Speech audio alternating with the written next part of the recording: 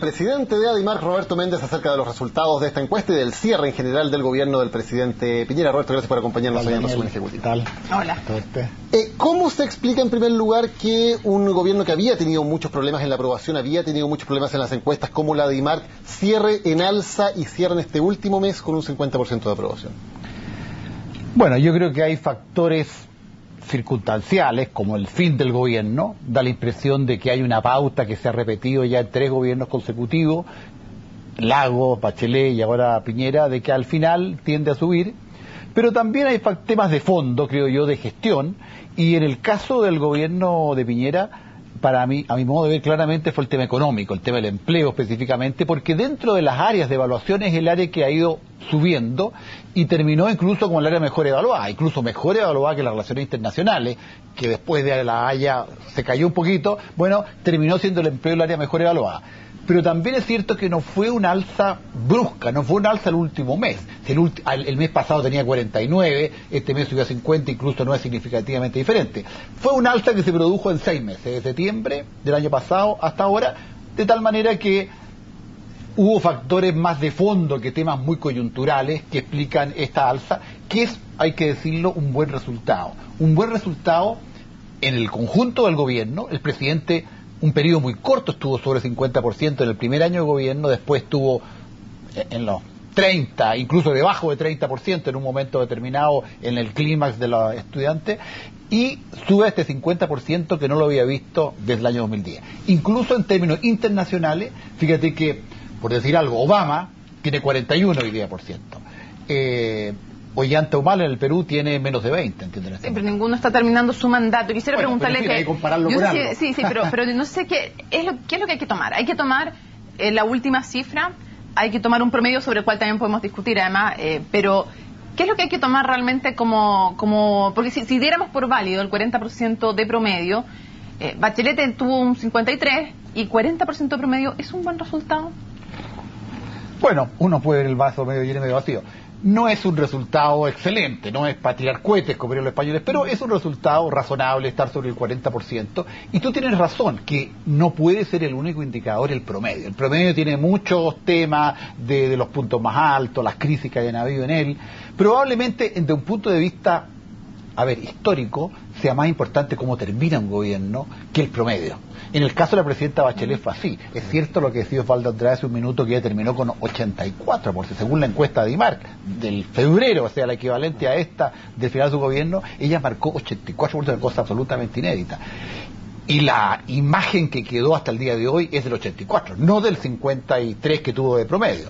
Y el hecho incluso fue políticamente tan importante su final, que probablemente el hecho de que esté hoy día ella a punto de ocupar la moneda nuevamente es en parte producto de eso, de esa imagen, de ese carisma que se generó en su último año de gobierno. Así que hay que mirar las dos cosas, cómo termina y cuál es el promedio. Ahora, cuando haces esa comparación de los promedios, un dato que llama mucho la atención. Claro, en el promedio Bachelet 53%, Piñera 40%, pero cuando se compara por áreas de gestión, sucede que en muchas áreas el gobierno de Piñera le gana al de Bachelet en los promedios, en relaciones exteriores, en economía por un punto dentro del margen de error, en corrupción, en delincuencia, empatan en el Transantiago, y el gobierno de Bachelet solo obtiene ventaja en educación por 2 puntos y en salud por 7. ¿Cómo se da esto de que el gobierno de Bachelet es mucho más popular en promedio, pero cuando se disgrega por áreas de gestión sucede que en cuanto a promedios el de Piñera le gana en muchas áreas?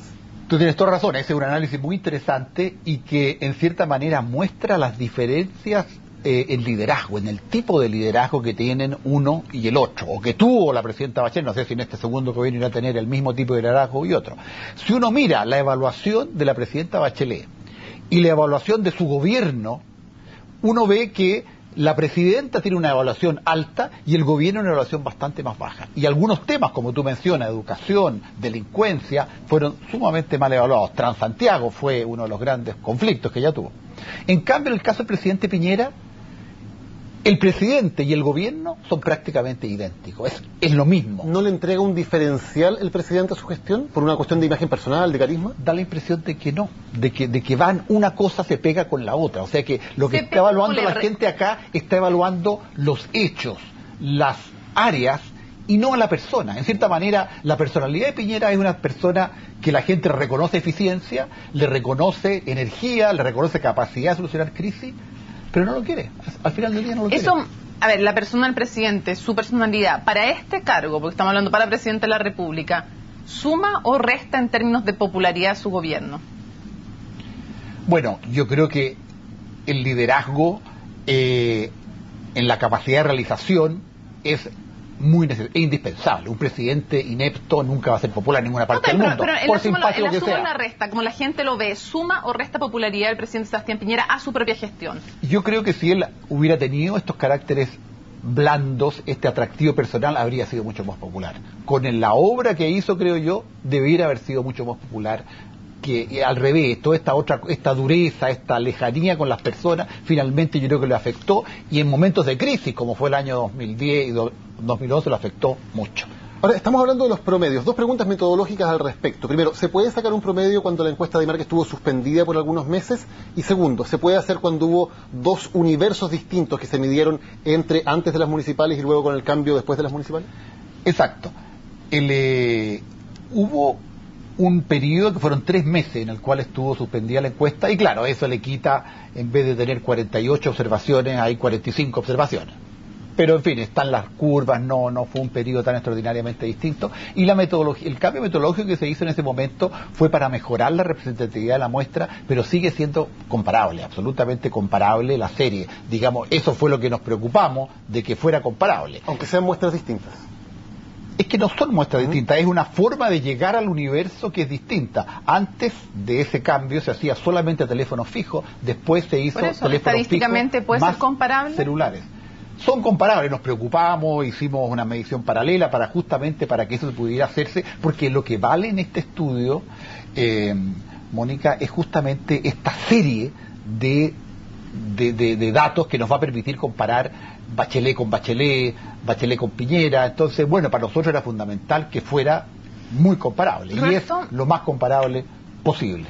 ¿Cuál diría usted que son los hitos positivos y negativos, los hitos o los momentos de mayor acierto? Claro, uno piensa en los mineros como evidente uno de los momentos de mayor popularidad y de acierto del presidente Sebastián Piñera, pero nómbrame algunos aciertos y desaciertos, hitos buenos, hitos malos.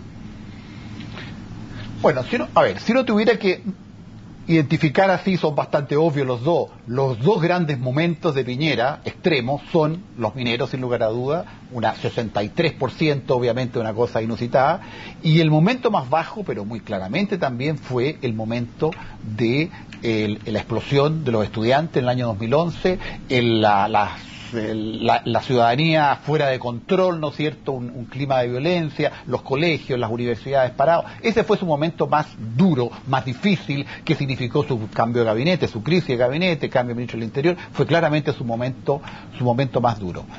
Otros momentos, yo creo, no son tan marcados, pero yo tengo la impresión de que los mismos mineros fue una moneda de dos caras, que fue muy beneficiosa, le llegó al 63%, pero en cierta manera el abuso que se hizo del tema, el papelito, lo desgastó muy rápidamente y creó unas expectativas excesivas también que finalmente fueron contra él. Y cuando vino entonces el tema de los estudiantes, que vino poco después, en octubre del 2010 estábamos rescatando mineros, en abril del 2011 teníamos a la gente marchando por la Alameda, o sea, fueron 6 meses. Eso le jugó en contra, en definitiva. Yo creo que ese fue un error, sin lugar a dudas, ¿eh? Hubo otros temas que se fueron viendo también en las encuestas, que fue en general todos los conflictos de interés en los nombramientos, los errores repetidos que hubo en el gobierno en ese tipo de cosas, incluso en la misma persona, el presidente, la demora al comienzo del gobierno en terminar con sus inversiones. Creo que todo eso, en definitiva, fueron temas que afectaron algunos aspectos de su personalidad, como es el caso de la confianza. Antes del fallo de La Haya había mucha expectativa sobre el efecto que iba a tener en la popularidad final del gobierno. Algunos decían que podía derrumbar finalmente este cierre más exitoso del gobierno, otros creían que iba a disparar la popularidad.